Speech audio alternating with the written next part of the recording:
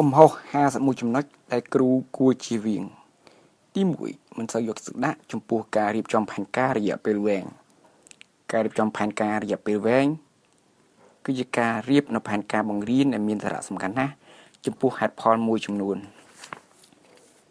ទី2ការប្រើប្រាស់គម្រោងប្លង់មេរៀនគម្រោងប្លង់មេរៀនបង្រៀនមិនបានល្អគឺនាំឲ្យការបង្រៀនមិនមានប្រសិទ្ធភាពនិងជោគជ័យកិច្ចការបង្រៀនត្រូវធ្វើឡើងយ៉ាងប្រុងប្រយ័ត្នគ្រប់ជំនាញទាំងអស់ហើយត្រូវពិចារណាដោយធ្វើការរៀបចំកិច្ចការបង្រៀនសម្រាប់ភាពខុសគ្នានៃសិស្សម្នាក់ៗទី3ការសង្កត់ធ្ងន់ទៅលើចំណុចអវិជ្ជមានការប្រមានច្រើនពេកចំពោះកំហុសចាំឆ្គងនិងទទួលស្គាល់តិចតួចចំពោះអកប្បកិរិយាវិជ្ជមានរបស់សិស្សមិនគួរធ្វើឡើយព្រោះវាពុំបានជួយបង្កើតនៅបរិយាកាសវិជ្ជមានដែលចាំបាច់សម្រាប់ការរៀនប្រកបដោយប្រសិទ្ធភាពឡើយគ្រូអាចប្រើប្រាស់នីតិវិធីវិជ្ជមានជាជាងការស្ដីបន្ទោសទី4ឲ្យសិស្សលើកដៃយូរពេកការដាក់ឲ្យសិស្សលើកដៃយូរពេកធ្វើឲ្យសិស្សចំណាយពេលឥតប្រយោជន៍គ្រូអាចឲ្យសិស្សដាក់ដៃចុះប្រសិនបើ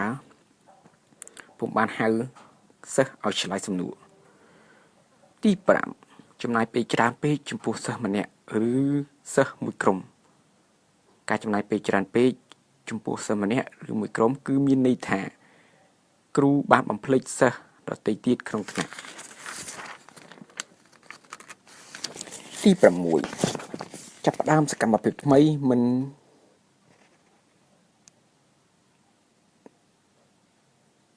ឲ្យសិស្ស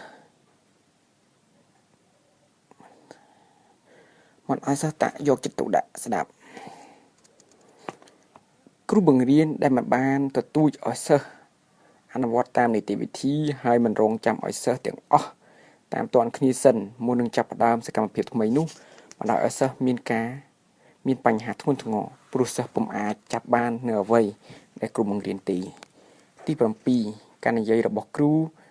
ដែលដើរឡើងចុះនិងធ្វើសកម្មភាពលឿនពេកគ្រូត្រូវគ្រប់ពេលវេលាឲ្យសិស្សដើម្បីជំនះបញ្ហាផ្នែកស្មារតីនិងផ្នែករាងកាយពីសកម្មភាពមួយនិងបន្តចូលក្នុងសកម្មភាពមួយផ្សេងទៀតទី8ការប្រើប្រាស់កម្រិតសំឡេង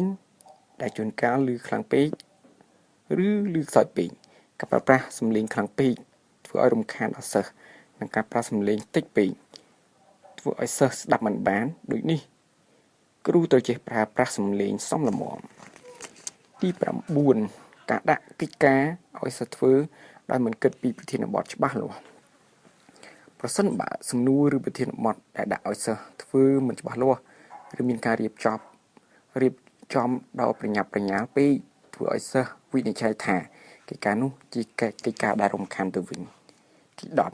10ឈរនៅមួយកន្លែងយូរពេកនៅក្នុងថ្នាក់រៀនគ្រូត្រូវចល័តដើម្បីឲ្យសិស្សធ្វើកិច្ចការទី11អង្គុយនៅពេលបង្រៀនគ្រូបង្រៀនមិនត្រូវអង្គុយបង្រៀននោះទេព្រោះគាត់មានពេលតិចតួចពេលបង្រៀន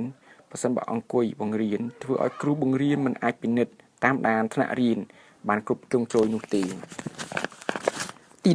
12តឹងតែងពេកគ្មានភាពសប្បាយចំពោះគ្រូបង្រៀនដែលតឹងតែងពេកគ្មានការសប្បាយរីកខ្លះធ្វើឲ្យសិស្សនឿយហត់ប្រសិនបើមានភាពសប្បាយរីករាយខ្លះធ្វើឲ្យសិស្សខិតខំរៀនសូត្រទី13ការប្រើប្រាស់យុទ្ធវិធីបង្រៀនដដែលគ្រូគួរពិចារណាលើការប្រើប្រាស់នៅវិធីបង្រៀនថ្មីទៅតាមសិស្សផ្សេងៗគ្នាទី14ការប្រើប្រាស់ពេលវេលាចងចាំមិនគ្រប់គ្រាន់ពីការសួរសំណួរខ្លឹមសារមេរៀនសិស្សត្រូវការពេលវេលាកំណត់ជាលក្ខមួយដើម្បីអាចគិតសំណួរនិងឆ្លើយបានស៊ីជម្រៅទី15ការប្រើប្រាស់ម៉ាស៊ីនបញ្ចាំងស្លាយមិនមានប្រសិទ្ធភាពនឹងការសរសេរក្តារខៀនអន់ការប្រើប្រាស់ម៉ាស៊ីនបញ្ចាំងស្លាយនិងសរសេរក្តារខៀនអន់និងសរសេរក្តារខៀនមិនបានសមស្របអាចមានន័យចំពោះសិស្សថាអ្នកមិនមែនជាគ្រូបង្រៀនដែលមានសមត្ថភាពទី16ការប្រើប្រាស់ទឹកមុខនិងកាយវិការមិនមានប្រសិទ្ធភាពដើម្បីឲ្យការបង្រៀនឲ្យមានប្រសិទ្ធភាពគ្រូបង្រៀនត្រូវចេះកែប្រែនៅការបង្កើតនៅអ្វីនឹងការប្រើប្រាស់នៅកាយវិការទឹកមុខសំឡេងឲ្យបានល្អក្នុងការបង្រៀនទី17 ពឹងផ្អែកចំពោះការនិយាយរបស់គ្រូច្រើនពេកចំពោះការត្រួតត្រាថ្នាក់គ្រូបង្រៀនដែលនិយាយច្រើនពេកគឺគ្មានន័យព្រោះមិនអាចបញ្ជាក់ពីពាក្យសំខាន់ឬមិនសំខាន់ទី18ការប្រើប្រាស់ម៉ោងរបស់គ្រូមិនមានប្រសិទ្ធភាពគ្រូបង្រៀនត្រូវប្រើប្រាស់ពេលវេលាបង្រៀនក្នុងថ្នាក់ឲ្យមានប្រសិទ្ធភាពគ្រូត្រូវចេះទទួលយោបល់ពីសិស្សលើពេលវេលានិងចេះប្រើវិធីសាស្ត្រសមស្របក្នុងការបង្រៀនទី19ការនិយាយនិងធ្វើសកម្មភាពជាមួយសិស្សពាក់កណ្ដាលថ្នាក់ជាទូទៅគ្រូត្រូវធ្វើសកម្មភាពជាមួយសិស្សទាំងអស់ប៉ុន្តែពេលខ្លះគ្រូធ្វើការឆ្លើយឆ្លងជាមួយសិស្សបានតែ40ទៅ65%ប៉ុណ្ណោះហើយបំភ្លេចសិស្សដទៃទៅវិញសិស្សដែលគ្រូមិនរវីរវល់ទាំងនោះអាចជាសិស្សដែលមិនគួរឲ្យចាប់អារម្មណ៍និងពិបាកត្រួតត្រាផងដែរទី20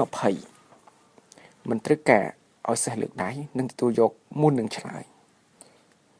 អ្នកមិនអាចត្រួតត្រាអន្តរកម្មរបស់សិស្សជាមួយនឹងអន្តរកម្មរបស់អ្នកជាមួយសិស្សបានទេប្រសិនបើអ្នកអនុញ្ញាតឲ្យសិស្សឆ្លើយនិងសួរនៅពេលណាដែលគេចង់សួរទី21ការប្រមូលនិងដាក់កិច្ចទាំងការថ្មីដល់សិស្សដើម្បីជៀសវាងនឹងការជ្រួលច្របល់និងខាតពេលវេលាគ្រូត្រូវដាក់កិច្ចទាំងការថ្មីដល់សិស្សពេលប្រមូលឬប្រគល់ឲ្យសិស្សនៅកិច្ចការមុនដល់សិស្សទី22ការប្រើប្រាស់នៅកាយវិការឬនិយាយកាត់សិស្សពេលសិស្សកំពុងធ្វើកិច្ចការគ្រូបង្រៀនត្រូវជៀសវាងការប្រើឬនិយាយអ្វីនៅពេលដែលសិស្សកំពុងធ្វើកិច្ចការទី23ព្យាយាមប្រើពាក្យដើម្បីឲ្យសិស្សយកចិត្តទុកដាក់ស្ដាប់ទី24ព្យាយាមនិយាយច្រើនពេកដើម្បីបញ្ឈប់អកប្បកិរិយាកម្មឆ្គងការប្រើប្រាស់ពាក្យសម្ដីច្រើនពេកដើម្បីបញ្ឈប់អកប្បកិរិយាកម្មឆ្គងរបស់សិស្សអាចគ្មានប្រសិទ្ធភាពគ្រូបង្រៀនគួរចេះអភិវឌ្ឍបច្ចេកទេសអន្តរាគមន៍ដោយស្ងៀមស្ងាត់ដោយផ្ទាល់ទី25ឥរិយាបថមិនសមរម្យក្នុងថ្នាក់រៀនជានិច្ចកាលគ្រូបង្រៀនត្រូវមានឥរិយាបថយ៉ាងណាដើម្បីអាចត្រួតពិនិត្យតាមដានមើលឃើញថ្នាក់រៀនទាំងមូល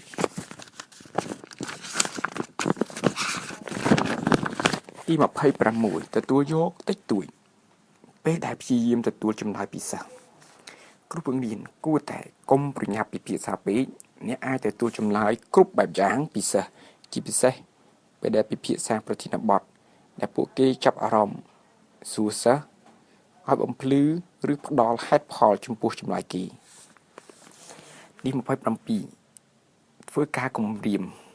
គ្រូបង្រៀនត្រូវជៀសវាងនៃការគំរាមណាមួយត្រូវប្រុងប្រយ័ត្នការដាក់ទណ្ឌកម្មថ្នាក់ទាំងមូលចំពោះអកប្បកិរិយាកុំស្គងរបស់សិស្សខ្លះតែប៉ុណ្ណោះទី28ការសរសើរជាទូទៅគ្រូបង្រៀនត្រូវមានលក្ខណៈជាក់លាក់ចំពោះចំណុចអ្វីមួយដែលបានលើកយកមកសរសើរដល់សិស្សទី29ការប្រើប្រាស់ពណ៌អត្ថន័យគ្រប់ពណ៌ទាំងអស់គ្រប់ពណ៌អ្វីមួយគឺវាមានអត្ថន័យរបស់វាគ្រូត្រូវសរសេរឬប្រើពណ៌អ្វីមួយឲ្យត្រូវទៅនឹងអត្ថន័យហើយប្រើពណ៌នោះឲ្យមានប្រយោជន៍30ការស្ដីបន្ទោសដោយសម្ដីដល់សិស្សណាម្នាក់ក្នុងថ្នាក់គ្រូបង្រៀនគួរជៀសវាងការស្ដីបន្ទោសដល់សិស្សណាម្នាក់ដែលមានកំហុសនៅចំពោះមុខសិស្សទាំងអស់នៅក្នុងថ្នាក់រៀនគ្រូបង្រៀនអាចស្ដីបន្ទោសនៅពេលដែលចាំបាច់ប៉ុន្តែត្រូវធ្វើដោយស្ងៀមស្ងាត់និងឯកជនទី31ធ្វើអន្តរកម្មតែជាជាមួយសិស្សដែលខ្លួនជ្រើសរើសពី3នាក់មិនធ្វើអន្តរកម្មជាមួយសិស្សទាំងអស់ការងាររបស់គ្រូបង្រៀនគឺការបង្រៀនសិស្សទាំងអស់ដូច្នេះគ្រូបង្រៀនត្រូវធ្វើអន្តរកម្មជាមួយនឹងសិស្សទាំងអស់ទី32មិនធ្វើអន្តរកម្មភ្លាមនៅពេលដែលសិស្សប្រកាន់អកប្បកិរិយាកម្មឆ្គងគ្រូបង្រៀនដែលមិនធ្វើមិនដឹងធ្វើមិនឮចំពោះអកប្បកិរិយាកម្មឆ្គងរបស់សិស្សគឺជាការជំរុញឲ្យអកប្បកិរិយានោះបន្តកើតមានទៀតទី33មិនចាំនិងមិនហៅឈ្មោះសិស្សគ្រូដែលមិនចាំឈ្មោះសិស្សឬមិនចាំឬមិនហៅគ្រូដែលមិនហៅឈ្មោះសិស្សឬមិនចាំឈ្មោះសិស្សគឺមានន័យថាគ្រូគ្មានភាពស្និទ្ធស្នាលជាមួយសិស្សទី34គ្រូដែលអានកិច្ចការសិស្ស តែចម្លើយត្រូវហើយមិនរកចម្លើយរកមើលលំនាំនឹងការគិតរបស់សិស្សគ្រូមិនត្រូវមើលតែចម្លើយរបស់សិស្សនោះទេគឺត្រូវមើលលំនាំនៃការគិតរបៀបដោះស្រាយរបស់សិស្សផងដែរទី35មិនទៅស៊ីម៉ោងកំណត់លើក្តារខៀនឲ្យសិស្សគ្រូបង្រៀនគួរសរសេរពេលវេលាដាក់លើក្តារខៀនមុនចាប់ផ្ដើមសកម្មភាពផ្ដើមថារយៈពេលកំណត់ប៉ុន្មានសម្រាប់សកម្មភាពមួយនេះដើម្បីជៀសវាងនៃការរំខានដល់សិស្សពេលកំពុងធ្វើកិច្ចតែងការទី36សួរសំណួរទូទៅដែលគ្មានអ្នកណាទំនងជាឆ្លើយបានប្រសិនបើអ្នកជាគ្រូចង់ដឹងពីការយល់ឬការយល់ដឹងយោបល់របស់សិស្សត្រូវធ្វើការត្រួតពិនិត្យចោះដោយសួរសំណួរជាក់លាក់ឲ្យសិស្សគិតនិងឆ្លើយទី37មិនត្រូវធ្វើការត្រួតពិនិត្យលើការយល់របស់សិស្សឲ្យញឹកញាប់មិនបានធ្វើការត្រួតពិនិត្យលើការយល់របស់សិស្សឲ្យបានញឹកញាប់ដើម្បីបញ្ជាក់ថាសិស្សយល់ឬទេដោយជាញឹកញយគ្រូតែងតែស្មានថាគ្រូយល់មេរៀនអស់សិស្សយល់មេរៀនទី38ការប្រើប្រាស់សំណួរប្រើពាក្យមិនត្រឹមត្រូវកម្មការទំនួលខ្លួនឯងនិងស្មានចម្លើយទី39មិនថ្លឹងអន្តរកម្មជាមួយសិស្សទូទៅតាមភេទរបស់សិស្សជាទូទៅគ្រូបង្រៀនតែងតែធ្វើអន្តរកម្មជាមួយសិស្សប្រុសច្រើនជាងជាមួយសិស្សស្រីទី40ព្យាយាមនិយាយទោះជាសិស្សលោឡាខ្លាំងក៏ដោយការព្យាយាមនិយាយនៅពេលដែលសិស្សលោឡាខ្លាំងធ្វើឲ្យគ្រូឈឺបំពង់កនៅពេលចប់ម៉ោងបង្រៀនទី41ចង់ឲ្យសិស្សចូលចិត្តក្នុងនាមជាគ្រូត្រូវបំភ្លេចវាចោលនៅពេលចោលសិនប្រសិនបើអ្នកជាគ្រូបង្រៀនត្រូវតែបង្រៀន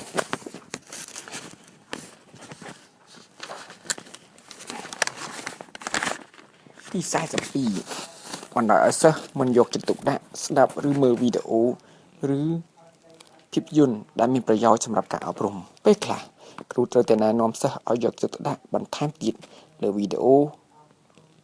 គឺសំដៅទៅលើសំឡេងរូបភាពដើម្បីជំរុញការសិក្សាបន្ថែមចលនាដូចផ្នែកតស៊ីនៅពេលសួរសំណួរទី43ការផ្ដើមនិយាយដោយរបៀបញ័រភ័យព្រោះតែចាប់ផ្ដើមសកម្មភាពមួយស្ទាក់ស្ទើររអាក់រអួលវាបញ្ជាក់ថាគ្រូគ្មានភាពជឿជាក់ទុកចិត្តលើខ្លួនឯងគ្រូគួរជៀសវាងនៅសកម្មភាពបែបនេះគឺត្រូវចាប់ផ្ដើមសកម្មភាពអ្វីមួយឲ្យបានច្បាស់លាស់និងមានអត្ថន័យសម្រាប់ទី44មិនបានស្វាគមន៍សិស្សដោយរាក់ទាក់នៅថ្ងៃច័ន្ទក្រោយពីថ្ងៃឈប់សម្រាករំលឹកពួកគេជាទូទៅគ្រូត្រូវតែរំលឹកសិស្សឲ្យរីករាយចុងសប្តាហ៍ឬថ្ងៃឈប់សម្រាកវាបញ្ជាក់ថាគ្រូគ្មានភាពស្និទ្ធស្នាលនិងមិនសូវយកចិត្តទុកដាក់ចំពោះសិស្សប្រសិនបើគ្រូមិនបានរំលឹកពីថ្ងៃឈប់សម្រាកឬក៏ថ្ងៃចុងសប្តាហ៍ទី45មានអារម្មណ៍ថាគិតពីខ្លួនឯងពេកគ្រូក៏បីប្រាប់ពីយើងជាមួយសិស្សដើម្បីផ្ដល់អំណាចដល់សិស្សក្នុងការសិក្សាទី46ចំណាយពេលវេលាច្រើនពេកក្នុងការនិយាយណែនាំពីសកម្មភាពថ្មីសិស្សគ្មានអំណត់នឹងជ្រួលនៅពេលដែលគ្រូនិយាយណែនាំយូរពេកគ្រូគួរតែណែនាំខ្លួនណែនាំអ្វីមួយដោយសង្ខេបប្រើរយៈពេល2ទៅ3នាទីហើយចាប់ផ្ដើមមេរៀនទី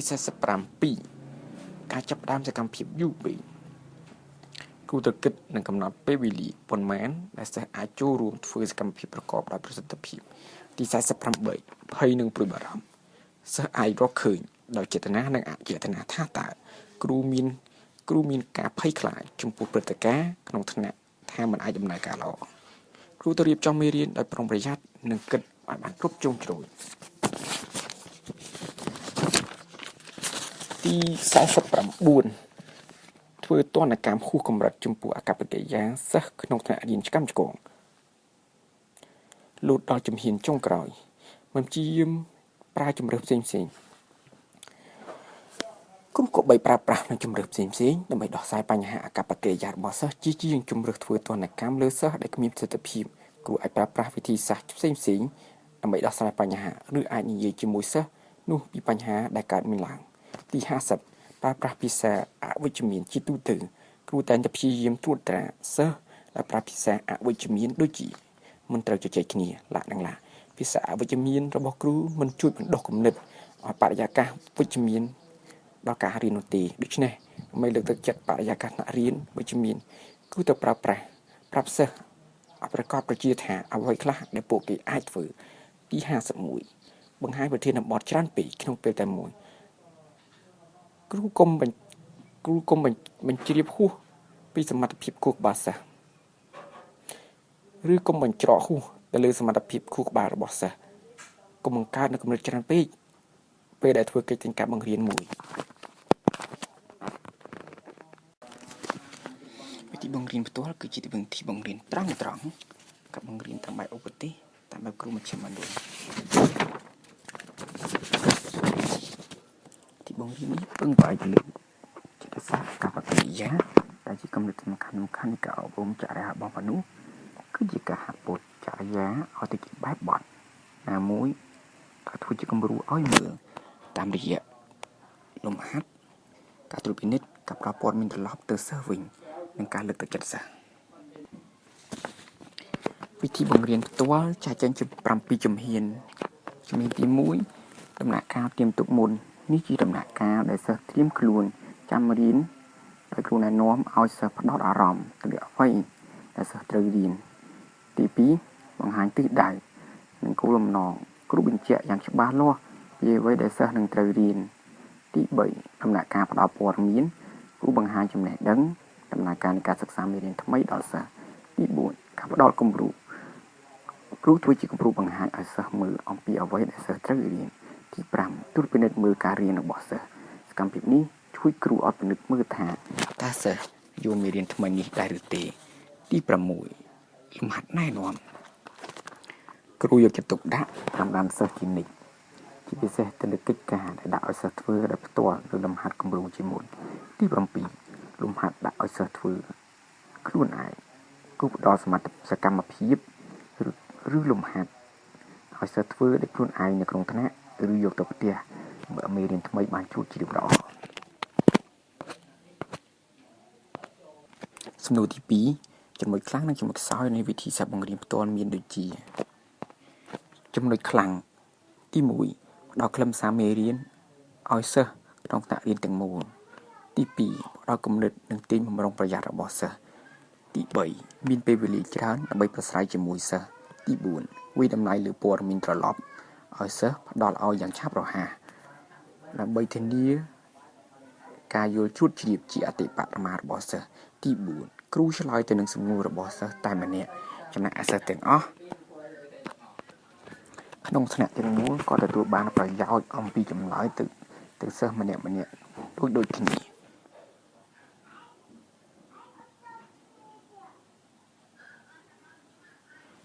ទី6ផ្ដល់ឱកាសឲ្យគ្រូប្រើព័ត៌មានត្រឡប់ភ្លាមពីសិស្សសម្រាប់កែសម្រួលមេរៀនឬសកម្មភាពបង្រៀនណាមួយទី7គ្រូអាចឲ្យសិស្សណាម្នាក់អំពីគោលបំណងឬអត្ថន័យនៃមេរៀនឬទៅកម្មវិធីណាមួយដែលសិស្សទើបនឹងបានរៀនហើយទី7ត្រូវការពេលវេលាតិចដើម្បីរៀបចំមេរៀនទី8សង្កត់ធ្ងន់ទៅលើសមត្ថភាពគ្រូក្នុងការចេះបញ្ជូលសិស្សឲ្យចង់រៀនទី9ផ្ដល់ពេលវេលាឲ្យសិស្សបំពេញកិច្ចការរបស់ពួកគេស្មើគ្នាចំណុចខ្សោយទី1ពុំមានអនុញ្ញាតឲ្យគ្រូចំណាយពេលផ្ទាល់ទៅលើសិស្សម្នាក់ទី2តម្រូវឲ្យគ្រូបង្រៀនសិស្សតាមកម្រិតតែមួយទាំងសិស្សពូកែទាំងសិស្សមធ្យមនិងសិស្សខ្សោយទី3ផ្អែកទៅលើសមត្ថភាពរបស់គ្រូក្នុងការបង្រៀននិងការគ្រប់គ្រងថ្នាក់រៀនដើម្បីឲ្យវិធីនេះមានប្រសិទ្ធភាពទី4គ្រូប្រើរបៀបបង្រៀននេះសំអាងខ្លួនថាពុំមានពេលគ្រប់គ្រាន់ដើម្បីរៀបចំមេរៀនសាលាភាគច្រើនបានយករបៀបនៃការបង្រៀននេះមកប្រើដើម្បីបង្កើនពេលវេលាឲ្យសិស្សចំណាយពេលទៅលើកិច្ចការពង្រឹងនិងការប៉ាន់ប្រសពរបស់សិស្សក្នុងការរៀនគិតការដោះស្រាយបញ្ហាដូចជាភាសាសង្គមវិទ្យាភាសាកុំព្យូទ័ររៀនសរសេរនិងវិទ្យាសាស្ត្រសំណួរទី3ពេលដែលគ្រូប្រើវិធីសាស្ត្របង្រៀនផ្ទាល់ចំពោះមេរៀនដែរទី1និយាយអំពីបញ្ញត្តិអរូបីដូចជាពាក្យសមភាពយុត្តិធម៌សេរីភាពសិលធម៌សម្ផស្សលក្ខណៈទី2ជាអត្ថបទដែលពិបាកចែកជាផ្នែកហើយរកជាលំដាប់ដូចជារៀនអានដើម្បីពង្រឹងការយល់ដឹងវិតម្លៃទៅលើអត្ថបទណាមួយឬការពង្រឹងជំនាញខាងសរសេរអត្ថបទអ្វីមួយ ទី3អត្ថបទអរូបីដែលតម្រូវឲ្យមានការថ្លឹងថ្លែងនិងវិតម្លៃរបស់សិស្សដូចជាមេរៀនសង្គមវិទ្យាអក្សរសាស្ត្រនិងវិចិត្រសិល្បៈជាដើមសំណួរទី4វិធីសាស្ត្របង្រៀនដោយប្រយោលគឺជាវិធីបង្រៀនដោយបញ្ឆិតបញ្ជានិងសម្របសម្រួលដើម្បីនាំសិស្សឲ្យចូលទៅដល់ព័ត៌មានដែលគ្រូចង់បង្រៀនដោយមិនប្រាប់ឬផ្ដល់ព័ត៌មាននេះដល់សិស្សដោយផ្ទាល់ទេវិធីបង្រៀននេះមានលក្ខណៈជាសិស្សមជ្ឈមណ្ឌលការបង្រៀនដោយប្រយោលមានយុទ្ធវិធីសំខាន់2គឺការរៀបចំបែបសហការនិងការរៀនបែបសង្កេតស្រាវជ្រាវដែលត្រូវបានគេអនុវត្តជាញឹកញយព្រមទាំងប្រើប្រាស់ការចោទសួរផងដែរទោះបីជាសំណួរទាំងនេះជារឿយៗមានប្រភពចេញមកពីសិស្សច្រើនជាងគ្រូឬសៀវភៅអត្ថបទក៏ដោយដើម្បីក្លាយខ្លួនជាគ្រូដែលមានប្រសិទ្ធភាពម្នាក់គ្រូបង្រៀនត្រូវព្យាយាមទទួលចំណេះដឹងនិងជំនាញក្នុងការប្រើប្រាស់យុទ្ធវិធីបង្រៀននេះដែលជាយុទ្ធវិធីមួយជួយជំរុញការបង្កើតការរៀននិងការទទួលយកចំណេះដឹងដោយសិស្សប្រកបទៅដោយវិជ្ជមានព្រមទាំងជួយកសាងការឲ្យតម្លៃផ្ទាល់ទៅលើការខិតខំប្រឹងប្រែងរបស់សិស្ស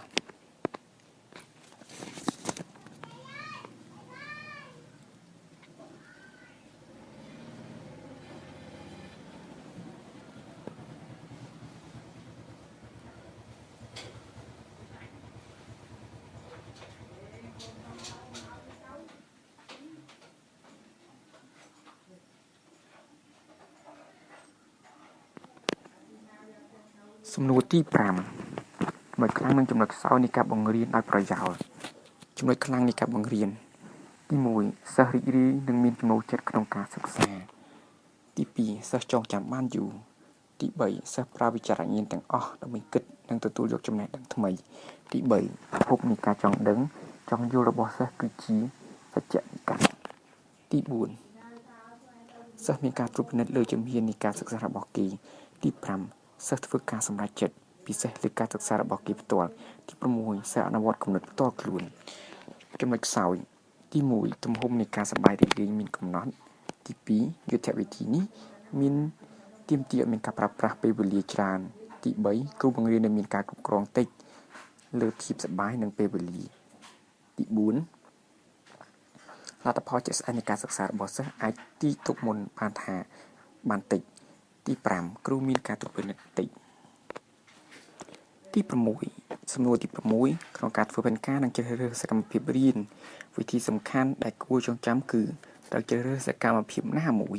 និងព្យាយាមអនុវត្តផ្ទាល់ទៅលើសកម្មភាពនោះប្រសិនបើអាចធ្វើបាន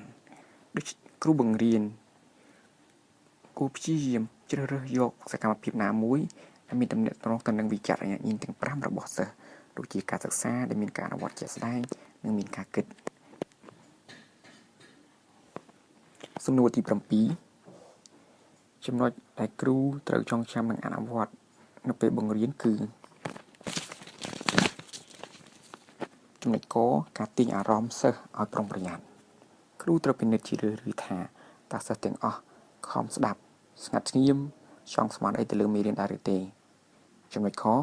ផ្ដល់ការណែនាំឲ្យបានច្បាស់លាស់បញ្ជាក់សាច់ថ្មីជាច្រើនដងនៅចំណុចថ្មីឬចំណែកដែលធ្វើគំរូបង្ហាញចំណុចនោះផងមុននឹងបន្តទៅចំណុចបន្ទាប់ចំណុចកការផ្ទៀងផ្ទាត់ការយល់ដឹងរបស់សិស្សការណែនាំយ៉ាងច្បាស់លាស់ការអាចធានាការយល់ដឹងរបស់សិស្សបាន 1% យ៉ាង 1% ឡើយ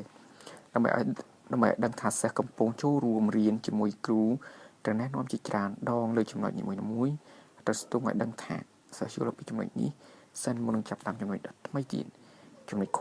ការពិនិត្យតាមដានសកម្មភាពសិស្សគ្រូត្រូវសាកសួរសិស្សអំពីកិច្ចការដែលត្រូវបានដាក់ឲ្យធ្វើឲ្យប្រាប់ពីច្បាស់លាស់ចំណុចងការលើកទឹកចិត្តគ្រូដើរក្នុងថ្នាក់រៀនពីកន្លែងមួយទៅកន្លែងមួយទៀតដើម្បីលើកទឹកចិត្តសិស្សដែលមានភាពរហ័សរហួនក្នុងសកម្មភាពនិងដើម្បីផ្ទៀងផ្ទាត់មើលនិងជួយសិស្សណាដែលយឺតឡាក់សិស្សតែងតែត្រូវការបំភ្លឺពីគ្រូជានិច្ចតែភាគរយគេមិនសូវហ៊ានសួរទេក្នុងករណីនេះគ្រូគួរចងចាំពីសារៈសំខាន់នៃមុខងារគ្រូពេលនេះគឺត្រូវធានាឲ្យបានលទ្ធផលចំណេះដឹងរបស់សិស្សទោះជាគ្រូត្រូវពន្យល់ដដែលច្រើនដងក៏ដោយចំណុច គឺការម្លាយតម្រង់ទិសឡើងវិញក្នុងករណីចាំបាច់សូមកុំភ្លេចរំពៃមើលក្នុងថ្នាក់ឲ្យរហ័សរវៃវាងវៃបើឃើញសិស្សណាមួយមានការលំបាកគ្រូត្រូវណែនាំឲ្យចូលទៅផ្លូវត្រឹមត្រូវក្នុងការអនុវត្តសកម្មភាពសិក្សារបស់គេសំណួរចិត្តវិទ្យាបានជាគេនិយាយថាចិត្តវិទ្យាគឺជាវិទ្យាសាស្ត្រព្រោះចិត្តវិទ្យាមានទី1កម្មវត្ថុសិក្សាច្បាស់លាស់ទី2កម្មវិធីសិក្សាជាក់លាក់ទី3ផលប្រយោជន៍ដល់សង្គមមនុស្សសំណួរទី2ដើម្បីសិក្សាពីបាតុភូតចិត្តគេត្រូវប្រើវិធីដូចជាវិធីសង្កេតវិធីពិសោធន៍វិធីសន្ទនាវិធីធ្វើតេស្តវិធីសិក្សាផលនៃសកម្មភាពវិធីវិភាគប្រវត្តិរូបវិធីសង្កេតដោយសរសេរវិធីសង្កេតជាវិធីនេះសិក្សាអំពីសកម្មភាពកាយវិការទឹកមុខពាក្យសម្ដីរបស់បុគ្គលម្នាក់ដើម្បីស្គាល់ពីគុណសម្បត្តិនិងគុណវិបត្តិរបស់មនុស្សឧទាហរណ៍ការសង្កេតមើលបំរុងប្រយ័ត្នរបស់សិស្សក្នុងពេលសិក្សាក្នុងថ្នាក់អំពីសិស្សខ្ជិលនិងសិស្សសាជាដើមវិធីសន្ទនាជាវិធីដែលគេប្រើដើម្បីសំណេះសំណាលជាមួយមនុស្សណាម្នាក់តាមរយៈសំណួរដែលគេមានគ្រោងទុកជាមុនឧទាហរណ៍ការសន្ទនាអំពីវិធីសិក្សារបស់សិស្សពូកែវិធីពិសោធន៍វិធីនេះមានបំណងពិសោធន៍បាតុភូតដែលត្រូវសិក្សាដើម្បីសង្កេតពីបំរែបំរួលផ្សេងៗនៃបាតុភូតនោះឧទាហរណ៍ទិញរបស់ផ្សេងៗឲ្យទៅមនុស្សដែលស្អប់យើងដើម្បីពិសោធន៍អំពីចិត្តរបស់គេសំណួរទី3ចំណែកថ្នាក់នៃបាតុភូតចិត្តចែកចេញជា3ផ្នែកលំនាំចិត្តសភាពចិត្តនិងលក្ខណៈចិត្តលំនាំចិត្តគឺជាការប្រព្រឹត្តទៅនិងទីបញ្ចប់សម្ដៅប្រែក្លាយអំពើដែលកើតមានពីពិភពខាងក្រៅខ្លួនមនុស្សឲ្យคล้ายទៅជារូបភាពពិតសភាពចិត្តគឺជាបាតុភូតចិត្តដែលប្រព្រឹត្តទៅរួមជាមួយនឹងលំនាំចិត្តជានិច្ចហើយសម្រាប់ប្រើប្រាស់ជាជំរឿឲ្យលំនាំចិត្តលក្ខណៈចិត្តគឺជាបាតុភូតដែលឆ្លុះបញ្ចាំងជានិច្ចនៅក្នុងលក្ខខណ្ឌនិងក្នុងសកម្មភាពជាកំណត់របស់មនុស្សហើយคล้ายទៅជាលក្ខណៈពិសេសដែលស្ថិតនៅបានយូរហើយមានស្ថិរភាពឧទាហរណ៍នៅពេលដែលអ្នកភ័យជាលំនាំចិត្តហើយសរសេរអក្សរខុសគឺជាសភាពនៃចិត្តអញ្ចឹងរឿងដែលភ័យហើយសរសេរអក្សរខុសវាជាលក្ខណៈចិត្តសំណួរទី4ច្បាប់ផ្សេងៗនៃប្រព័ន្ធប្រសាទមានដូចជាទី1ច្បាប់ម្លាយរំញោចឲ្យទៅជាការទប់រំញោចគឺជាលំនាំផ្ទុយគ្នាតែវាធ្វើសកម្មភាពប្រព័ន្ធសរសៃប្រសាទរួមបញ្ចូលគ្នាវាជារំញោចពីខាងក្រៅនិងខាងក្នុងខ្លួនទៅលើក៏តិចខួរឧទាហរណ៍ធំក្លិនគេបាញ់ទឹកអប់ក្រឡេករកមើលអ្នកដែលបាញ់ទឹកអប់ឧទាហរណ៍មួយទៀតរំញោចក្នុងខ្លួនឈឺពោះគឺរកពេទ្យដើម្បីព្យាបាលច្បាប់ទី2ច្បាប់សំណាយនិងការផ្ដុំកាលណាមានរំញោចនៅក្នុងកតិចខួរត្រង់ចំណុចណាមួយគេនឹងមានការទប់រំញោចនៅត្រង់ចំណុចនោះតែបើរំញោចឬកា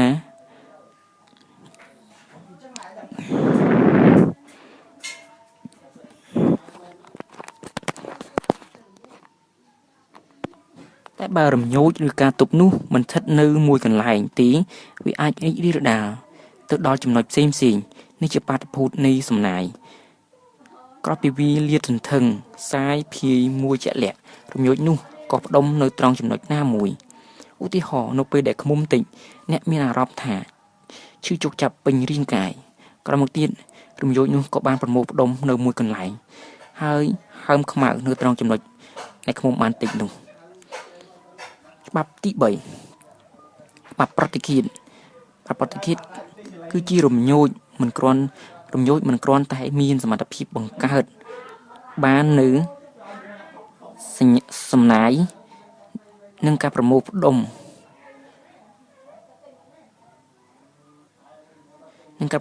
ដើម្បីជាប់រំញោចប៉ុណ្ណោះទេតែវាក៏បានមានសមត្ថភាពផ្លាស់ប្ដូរគ្នាទៅវិញទៅមកផងដែរឧទាហរណ៍នៅពេលដែលជក់អានសៀវភៅគេហាក់ដូចជាមិនឮសំឡេងអ្វីទាំងអស់នេះបណ្ដាលមកពី តំបន់ដែលតាក់ទងទៅនឹងចក្ខុឥន្ទ្រីយអារម្មណ៍មានរំញោចខ្លាំងលើសៀវភៅហើយរំញោចនេះស្រូបយករំញោចសោតឥន្ទ្រីយអារម្មណ៍នាំឲ្យសោតឥន្ទ្រីយអារម្មណ៍ក្លាយជាតំបន់ទប់រំញោចទៅវិញច្បាប់ទី4ច្បាប់ប្រព័ន្ធសកម្មភាពកតេចខួរគឺជាការសំយោគទៅលើកតេចខួរអាចប្រមូលផ្ដុំរំញោចនិងប្រតិកម្មដែលដាច់តែឯងឲ្យទៅជាលំនាំរំញោចពេញលេញសំណួរទី5មូលដ្ឋានសរីរៈរបស់ឥន្ទ្រីយអារម្មណ៍មានដូចជាមូលដ្ឋានសរីរៈឥន្ទ្រីយអារម្មណ៍គឺជាសកម្មភាពដែលកើតមានឡើងពីសរីរាង្គភាគនីមួយៗដែលស្ថិតនៅដាច់ដោយឡែកពីគ្នាដែលចែកចេញជា3សរសឹកមានដូចជាសរីរាង្គរូបធាតុឬក៏បាតុភូតគឺជាចុងសរសៃប្រសាទនិងទទួលនៅវេទនីយកម្មឧទាហរណ៍ភ្នែកទី2សរសៃប្រសាទមានតួនាទីនាំរូបភាពចូលក្នុងមជ្ឈមណ្ឌលសរសៃប្រសាទដែលនាំរំញោចពីសរីរាង្គរំញោចទៅកាន់ខួរក្បាលឧទាហរណ៍សរសៃប្រសាទចក្ខុវិញ្ញាណទី3កោសិកាសរសៃប្រសាទជាប់ទាក់ទិនទៅនឹងអត្តកូលខួរក្បាលវាជាផ្នែកនៃសរីរាង្គវិភាគឧទាហរណ៍សរីរចក្ខុវិញ្ញាណគឺកំពកខួរកញ្ចឹងកដែលនាំព័ត៌មានទៅកាន់សម្បកខួរក្បាលសំណួរទី6ច្បាប់ផ្សេងៗនៃឥន្ទ្រីយអារម្មណ៍មានដូចជាច្បាប់ទី1ច្បាប់ព្រំកំណត់នៃឥន្ទ្រីយអារម្មណ៍គឺជាកម្លាំងអតិបរមាឬក៏អបបរមាឬក៏អតិបរមាដែលបង្កឲ្យមានឥន្ទ្រីយអារម្មណ៍បានឧទាហរណ៍ព្រំកំណត់កម្រិតទាបរបស់ឥន្ទ្រីយអារម្មណ៍ចក្ខុវិញ្ញាណគឺរលកដែលមានពន្លឺបណ្ដោយ390មីនីអូមនិងព្រំកំណត់កម្រិតខ្ពស់មានបណ្ដោយរលក780មីនីអូមច្បាប់ទី2ច្បាប់សម្រួលឥន្ទ្រីយអារម្មណ៍គឺជាសតិមួយដែលអាចធ្វើឲ្យវេទនាអារម្មណ៍របស់ឥន្ទ្រីយអារម្មណ៍ផ្លាស់ប្ដូរបានគឺសំដៅលើការផ្លាស់ប្ដូររំញោចមានសភាពសមស្របតាមទំនងកាលណារំញោចកើនឡើងវេទនាអារម្មណ៍កើនឡើងដែរឧទាហរណ៍កម្មកររោងចក្រស្លដែកអាចធន់បានរាប់ម៉ោងធន់នឹងកម្ដៅបានរាប់ម៉ោងនៅសីតុណ្ហភាព50ទៅ60អង្សាសេច្បាប់ទី3ច្បាប់នៃការបញ្ជាគ្នានៃឥន្ទ្រីយអារម្មណ៍គឺជាសកម្មភាពដែលមានលក្ខណៈអន្តរកម្មរវាងឥន្ទ្រីយអារម្មណ៍ដោយរំញោចដែលមានកម្លាំងខ្សោយកើតឡើងលើសរីរាង្គភាគមួយធ្វើឲ្យវេទនាអារម្មណ៍របស់សរីរាង្គភាគមួយទៀតកើនឥទ្ធិពលឡើងឧទាហរណ៍ជីវហាវិញ្ញាណខ្សោយធ្វើឲ្យវេទនាអារម្មណ៍ចក្ខុវិញ្ញាណមានឥទ្ធិពលខ្លាំងច្បាប់ទី4ច្បាប់ផ្ទុយគ្នានៃឥន្ទ្រីយអារម្មណ៍វាកើតឡើងបញ្ច្រាស់ទៅនឹងឥន្ទ្រីយអារម្មណ៍ដែលមានប្រភេទដូចគ្នាឧទាហរណ៍យើងយកក្រដាស2សន្លឹកក្រដាសពណ៌ស2សន្លឹកដាក់លើពណ៌ប្រផេះនិងពណ៌ខ្មៅនោះយើងមើលឃើញនៅលើពណ៌ប្រផេះមានពណ៌ស្រអាប់ជាងពណ៌ខ្មៅនេះហៅថាបញ្ច្រាស់គ្នានៃឥន្ទ្រីយអារម្មណ៍ច្បាប់ទី5ច្បាប់វិបលាសដែលកើតមានឡើងក្នុងវេទនាអារម្មណ៍សំណួរទី9បាតុភូតចិត្តមានប្រភពមកពីខួរក្បាលដែលបានស្ដែងចេញពីសកម្មភាពទឹកមុខកាយវិការពាក្យសម្ដីលក្ខសំណួរទី10ដើម្បីឲ្យជំទង់ទទួលបាននៅការវិវត្តផ្នែកបញ្ញាបានត្រឹមត្រូវគ្រូត្រូវរកមធ្យោបាយមួយចំនួនដូចជាអប់រំជំទង់ឲ្យចេះរៀនពិចារណាលើខ្លួនឯងពិសេសចំពោះបញ្ញត្តិដែលគេសិក្សាក្នុងថ្នាក់រៀនអកប្បកិរិយានិងបទពិសោធន៍របស់មនុស្សចាស់ជាដើមសំណួរទី11ច្បាប់ប្រតិយារម្មណ៍មានដូចជាច្បាប់ប្រមូលផ្ដុំនៃប្រតិយារម្មណ៍គឺជាលំនាំនៃការកាត់ផ្ដាច់វត្ថុចេញពីគ្នាឧទាហរណ៍យើងយកដីសសរសេរលើក្តារខៀនពណ៌ខ្មៅដើម្បីអាចមើលឃើញនេះជាការកាត់ផ្ដាច់ចេញពីគ្នាឧទាហរណ៍មួយទៀតយើងយកប៊ិចក្រហមគូសបន្ទាត់ពីក្រោមចំណុចសំខាន់នៃអត្ថបទចំណុចក្រហមនេះគឺវាបញ្ជាក់ឲ្យឃើញពីចំណុចដែលសំខាន់នេះបញ្ជាក់ថាយើងអាចកាត់ផ្ដាច់ចេញពីគ្នាដោយចំណុចផ្សេងៗដែលមានសញ្ញាក្រហមជា ចំណុចមិនសូវសំខាន់ចំណុចដែលមានបន្ទាត់ក្រហមជាចំណុចសំខាន់ច្បាប់ទី2ច្បាប់អត្តន័យនៃប្រច័ក្យអារម្មណ៍ជាការបង្កើតបានរូបភាពតាមរយៈក្រឡេកមើលវត្ថុឲ្យធ្វើទូទៅកម្មលើវត្ថុនៅក្នុងខួរក្បាលមនុស្សនិងហើយអាចបញ្ជាក់នឹងអត្តន័យវត្ថុនោះផងដែរច្បាប់ទី3ច្បាប់ស្ថិរភាពនៃប្រច័ក្យអារម្មណ៍គឺជាសតិសម្រាប់ឆ្លុះបញ្ចាំងតាមបែបនិងថ្កល់នៅលើវត្ថុកាលណាលក្ខខណ្ឌនៃប្រច័ក្យអារម្មណ៍នេះផ្លាស់ប្ដូរសំណួរទី12ដើម្បីឲ្យរំលឹកកម្មប្រព្រឹត្តទៅបានល្អលុះត្រាតែរំលឹកកម្មនិងលំនាំនៃការរក្សាទុកព័ត៌មានបានល្អរំលឹកកម្មមានដូចជាសកម្មភាពនៃការថតយកឆ្លាក់ផ្ដិតយកនៅស្នាមគំនូសទាំងឡាយណាក្នុងខួរក្បាលដោយប្រើការបដិសម្ដាខួរក្បាលតាមរយៈឥន្ទ្រីយអារម្មណ៍រំលឹកកម្មមានដូចជារំលឹកកម្មដោយចលនារំលឹកកម្មដោយអត្តន័យនិងរំលឹកកម្មប្រើប្រាស់នៅឥន្ទ្រីយអារម្មណ៍ទាំង5ក្រោយមកគេត្រូវក្រោយពីរំលឹកកម្មព័ត៌មាននោះត្រូវបានរក្សាទុកនៅក្នុងសម្បកខួរក្បាល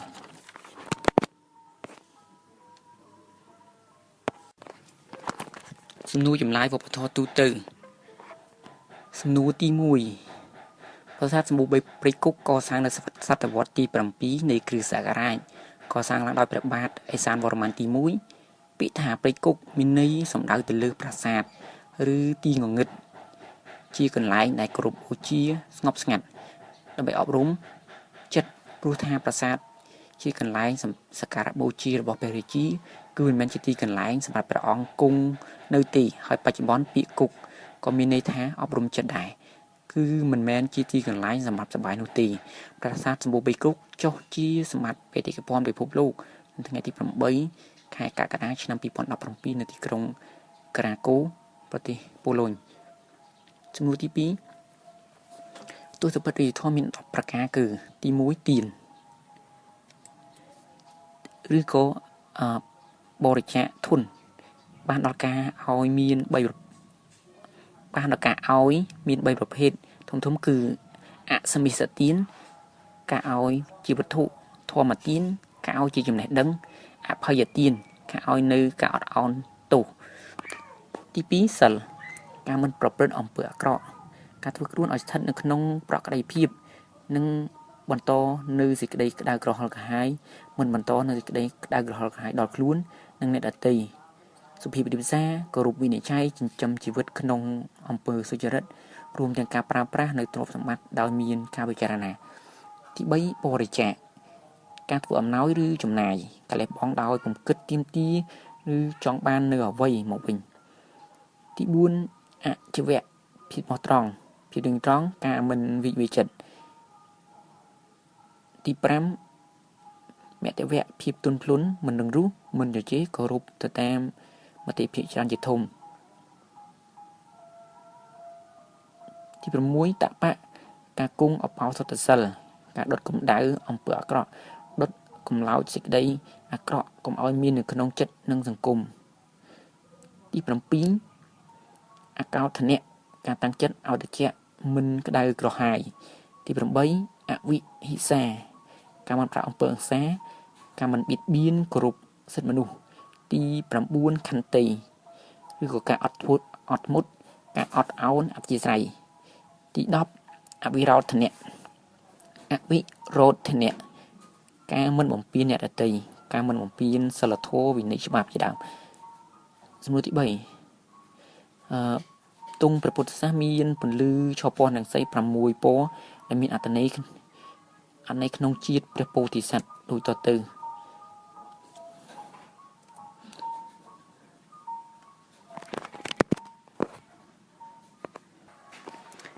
ពណ៌ខៀវទ្រង់ឆ្កៀលព្រះនេត្រទ្រង់ធ្វើជាទានឲ្យអិនព្រាមកាលទ្រង់នៅជាក្សត្រព្រះនាមស្រីពីរះទី2ពណ៌លឿងទ្រង់សាច់ទ្រង់ធ្វើមាសបិទពុទ្ធរូបតាមសំណូមពរជាងមាសដែលជាអិននិមិត្តកាលទ្រង់ជាបណ្ឌិតទី3ពណ៌ក្រហមមេដាត្រូវពោះខំស្លាប់ទ្រង់បដូរជីវិតកាត់បេះដូងផ្សំធ្វើជាថ្នាំជូនមេដាខាទ្រង់ជាបាទុំទី4ពណ៌ស ទ្រង់បានដាក់ទានដំរីមង្គលសោភាដល់រាជនគរកលិង្គនរាជការទ្រង់ជាព្រះបាទស្រីនៃព្រះវេស្សន្តរដើម្បីប្រាថ្នាយកពោធិញ្ញាណទី5ពោហង្សបានទ្រង់អាសាច់ខ្លួនប្រានឲ្យយៈសារមានស៊ីបដូរជីវិតជំនួសមេដាទ្រង់និងពោភ្លឺភ្លេចការព្រះពោធិសត្វយកកំណើតជាទន្សាយឈ្មោលបូជាសាច់ឈាមជីវិតអន្តព្រាមធ្វើជាអាហារសំណួរទី4សម័យហិណ្ឌូគេនិយមគោរពលើទស្សនៈត្រីមូតិសម្គាល់អតិទេព3ព្រះអង្គគឺព្រះព្រហ្មព្រះវិស្ណុព្រះសិវៈចំណុចសំខាន់10យ៉ាងដែលចាត់ទុកជាគុណសម្បត្តិនៃអតិទេពមានដូចជាទី1ស្វ័យជូកើតឯងទី2អមតៈមិនចេះស្លាប់មិនបាត់បង់មិនសាបសូន្យទី3មហាតៈសម្បំអស្ចារ្យទី4មហិទ្ធិឫទ្ធិគ្មានគូប្រជែងគ្មានគូប្រដូចទី5បុព្វបញ្ញាចេះដឹងគ្រប់សពគ្រប់សេចក្តីទី5ញៀនកែវទឹកត្រជាទឹកទី6ព្រហ្មចារៈប្រកបទៅដោយព្រហ្មវិហារធម៌ទី7ព្រហ្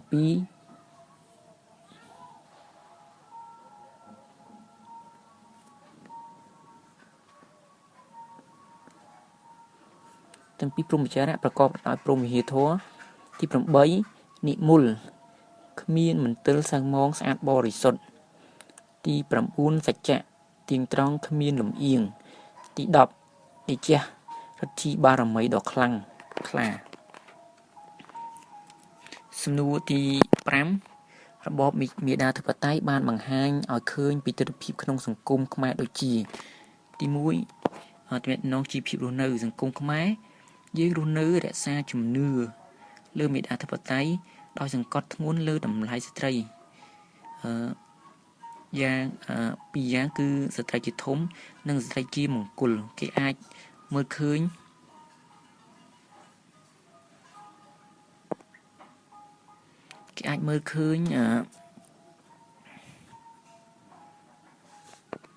ឥទ្ធិពលស្ត្រីនៅក្នុងគ្រួសារតាមរយៈការប្រព្រឹត្តជាប្រចាំដូចជាប្រពន្ធជាអ្នកកាន់លុយប្តីជាអ្នករកលុយប្រពន្ធមានសិទ្ធិឆែកឆេរហៅប៉ៅប្តីប្រពន្ធអាចបន្ទោសប្តីដែលរកលុយមិនបានការសម្រេចចិត្តភាគច្រើនត្រូវទទួលការយល់ព្រមពីប្រពន្ធខទំនាក់ទំនងប្រវត្តិសាស្ត្រនៅក្នុងទី2ទំនាក់ទំនងប្រវត្តិសាស្ត្រនៅក្នុងប្រវត្តិសាស្ត្រយើងបានឃើញទស្សនៈនិយមស្ថិតស្ថេរតាំងពីសម័យនគរភ្នំរហូតដល់បច្ចុប្បន្ននេះស្ត្រីខ្មែរមានតួនាទីសំខាន់ក្នុងសង្គមដូចជាឡើងសោយរាជ្យជាមហាក្សត្រិយានីជាកវីនិពន្ធជាអ្នកដឹកនាំការងារជាហោរាជាចៅក្រមក្នុងវាំងជាអ្នកទទួលខុសត្រូវក្នុងការងារក្នុងផ្ទះជាដើមទី3អធិពលមេដាធិបតេយ្យក្នុងវិស័យនានាតកតងទៅនឹងមនុស្សមានពាក្យខ្មែរជាច្រើនបញ្ជាក់ភាពជាធំថាជាគោដូចជាមេដៃមេស្រុកមេការមេផ្ទះមេបញ្ជាការតកតងទៅនឹងសម្ភារៈប្រើប្រាស់វិញគេអាចយកពាក្យទៅប្រើនៅក្នុងពាក្យមេទឹកមេទ្វាមេលេខមេសូត្រតកតងទៅនឹងទីតាំងនៃវិជនគោរពបូជាគេច្រើនយកវាទីកន្លែងគោរពបូជារបស់កំណើតអ្នកតាដែលជាស្ត្រីភេទដូចជាប្រាសាទមានបុណ្យអ្នកតាជំទាវម៉ៅជាដើមតកតងទៅនឹងសរសិលវិញនៅក្នុងផ្នែកនេះអត្តពលមេដាធិបតេយ្យមានទន្ទឹងសោបតាំងពីបុរាណមកហើយបានជួបជាក្នុងសន្តានគំនិតជនជាតិខ្មែរគ្រប់គ្នាព្រោះស្ថិតនៅក្នុងអក្សរសិល្ប៍ប្រជាធិបតេយ្យរឿងព្រះថោងនាងនាគរឿងព្រំស្រីសំណួរទី6ព្រះពុទ្ធសាសនាបានផ្ដល់នូវប្រយោជន៍និងការអប់រំចំពោះពលរដ្ឋនិងសង្គមខ្មែរដូចជាទី1ឲ្យចេះស្រឡាញ់ជាតិចេះការពីជាតិការពីទ្រព្យសម្បត្តិវប្បធម៌និងអរិយធម៌ទី2ស្រឡាញ់គោលការណ៍សិលសេរីភាពរបស់មនុស្សដែលចង់បានទី3 ឲ្យចេះគោរពសិទ្ធិមនុស្សនិងការពារសិទ្ធិមនុស្សទី4ស្រឡាញ់បរិស្ថាននិងការពារបរិស្ថានទី5ចេះសម្របសម្រួលការរស់នៅក្នុងសង្គមតាមរយៈកលៈទេសៈទី6ចេះយល់ពីតម្លៃជីវិតខ្លួនឯងនិងអ្នកដទៃទី7អប់រំមនុស្សឲ្យយល់អំពីអំពើល្អអាក្រក់ទី8អប់រំឲ្យចេះជួយគ្នាទៅវិញទៅមកដូច្នេះពុទ្ធសាសនាពិតជាបានផ្ដល់នូវប្រយោជន៍យ៉ាងច្រើនដល់ពលរដ្ឋខ្មែរក្នុងសង្គមខ្មែរសំណួរទី7របបមេដាប្រជាធិបតេយ្យបានបង្ហាញតម្លៃស្ត្រីពីរយ៉ាងគឺស្ត្រីជាធំនិងស្ត្រីជាមង្គលទី1ស្ត្រីជាធំគឺស្ត្រីជាអ្នកកាន់លុយជាអ្នករកស្ត្រីជាមេគ្រួសារស្ត្រីជាអ្នកសម្រេចចិត្តភាគច្រើនត្រូវទទួលការយល់ព្រមពីប្រពន្ធស្ត្រីអាចឈរឈ្មោះជាតំណាងរាស្ត្រស្ត្រីជាមង្គលវិញគឺមានដូចជាស្ត្រីអាចបង្កើតកូនបានស្ត្រីអាចគ្រប់គ្រងចាត់ចែងទ្រព្យសម្បត្តិប្រកបទៅដោយទំនួលខុសត្រូវស្ត្រីជាអ្នកអប់រំព្រានបណ្ដាកូនចៅដឹងខុសដឹងត្រូវផ្ដល់ចំណេះដឹងស្ត្រីជួយជ្រោមជ្រែងស្វាមីគ្រប់ស្ថានភាពសំណួរទី8គ្រូបង្រៀនជាវិស្វករនៃព្រលឹងជួយបកស្រាយបាទគ្រូបង្រៀនគឺជាវិស្វករនៃព្រលឹងពីព្រោះទីដំបូងយើងត្រូវយល់សិនថាវិស្វករបានដល់អ្នកជំនាញឬក៏សម្រេចបាននៅពលកម្មទាំងកម្លាំងកាយកម្លាំងបញ្ញាហើយព្រលឹងគឺវិញ្ញាណអញ្ចឹងគ្រូបង្រៀនជាវិស្វករនៃព្រលឹងព្រោះគ្រូបង្រៀនគឺជាអ្នកកសាងនៅធនធានមនុស្សដែលជាធនធានមួយសំខាន់សម្រាប់អភិវឌ្ឍប្រទេសហើយវិស្វករព្រលឹងបានដល់គ្រូបង្រៀនអ្នកអប់រំខាងបញ្ញាស្មារតីរបស់មនុស្សជាតិ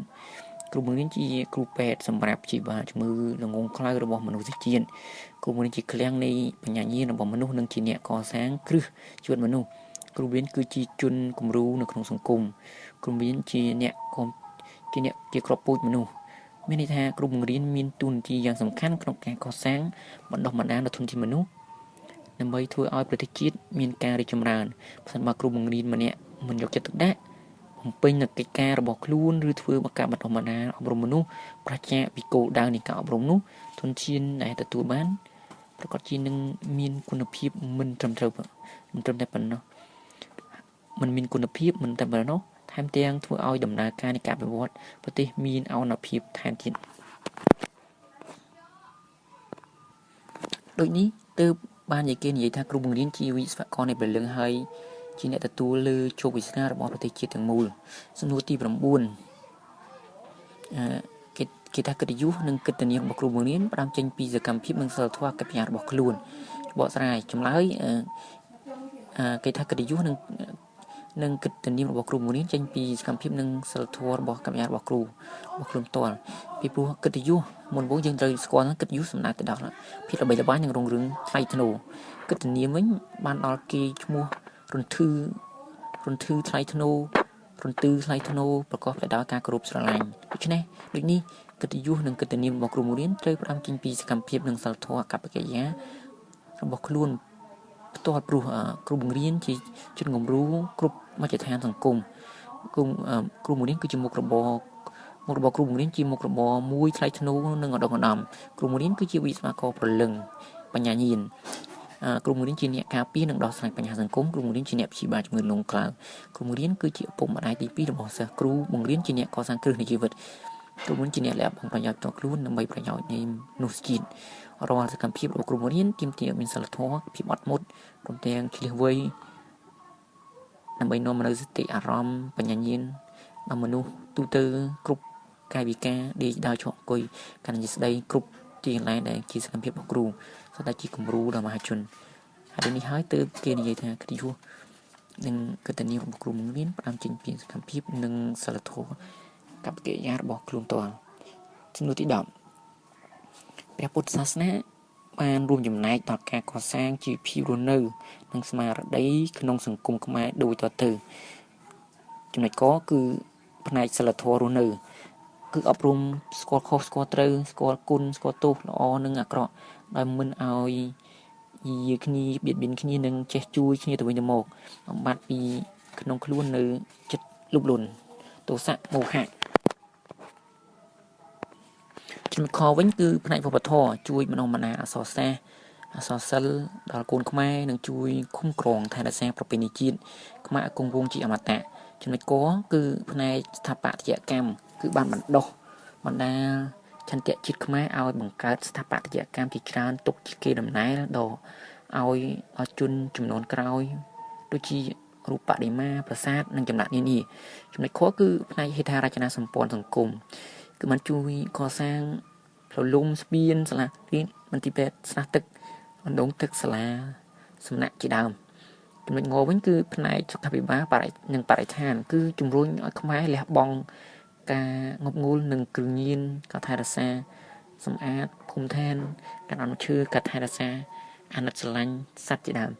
ចំណុចចគឺផ្នែកសិទ្ធិនោះគឺអស់ចេះគោរពស្រឡាញ់គ្នាកុំកេងប្រវ័ញ្ចបំពានលើគ្នាដោយអំណាចដោយកម្លាំងកាបាយប្រកាន់សិល5សំណួរទី1ប្រទេសកម្ពុជាបានធ្វើសមារណកម្មសមាគមអាស៊ានចាប់ពីថ្ងៃទី31ធ្នូ2015នៅក្នុងនោះមានដូចជាសហគមន៍សេដ្ឋកិច្ចសហគមន៍សង្គមវប្បធម៌សហគមន៍នយោបាយដូចនេះនៅក្នុងនាមជារដ្ឋខ្មែរយើងត្រូវពង្រឹងវប្បធម៌ដូចជាទី1សាលារៀនគឺត្រូវរួមចំណែកចូលរួម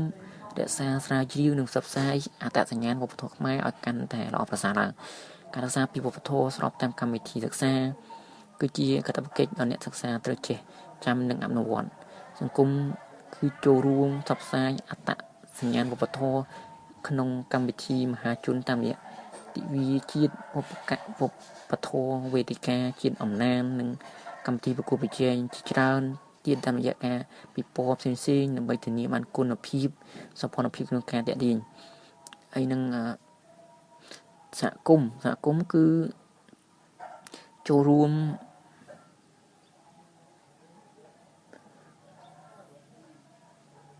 ផ្សព្វផ្សាយនៅវប្បធម៌របស់ខ្មែរយើងនៅក្នុងចំណោមប្រទេសផ្សេងទៀតក្នុងតំបន់ជាពិសេសនៅក្នុងការលើកឡើងពីនៅការអ្វីជាអត្តសញ្ញាណរបស់វប្បធម៌ជាមរតករបស់ដូនតាយើងដើម្បីជាសាសនាសាសន៍ដទៃគេទទួលស្គាល់និងប្រកួតប្រជែងហើយនឹងការលើកទឹកចិត្តដល់អ្នកចូលរួមការនឹងការឲ្យតម្លៃដល់អ្នកដទៃលះបង់កម្លាំងកាយកម្លាំងចិត្តនិងបញ្ញាដើម្បីអប់រំផ្សព្វផ្សាយការអភិវឌ្ឍនិងការវិវត្តធម៌វប្បធម៌ជាតិឲ្យបានគង់វង្ស